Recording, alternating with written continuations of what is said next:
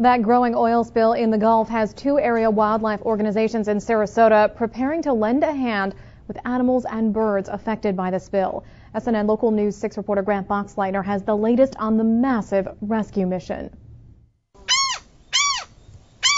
Sarasota-based Save Our Seabirds is getting ready for a daunting task, trying to save diving and wading birds affected by the growing oil spill in the Gulf. I think thousands is too little. You know, we're talking a lot of birds, especially with the magnitude of oil that's being spilled.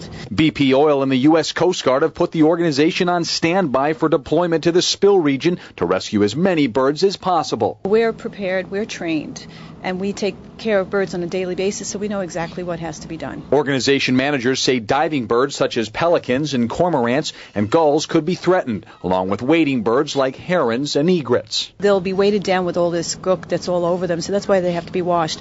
A lot of them have to dive for their food, so obviously the food that's down below, the fish, etc., are going to be affected by this. Already, supplies and crates for the birds have been donated, and Save Our Seabirds say that hundreds of emails are coming in from volunteers hoping to help. Next door at Mote Marine Laboratory, plans are being formulated to help sea turtles and marine mammals affected by the spill. We're hoping we can work with government organizations or government agencies, both federal and state, to be part of the response in terms of looking at the damage this spill is causing, looking at the toxins in the marine environment, and preparing to take on a larger rehabilitation role if the need arises. We are considering the possibility of taking in small cetaceans, which are smaller species of dolphins and whales, for as much as our facility can accommodate, and that depends on space and funding alike. Reporting in Sarasota, Grant Boxleitner, SNN Local News 6.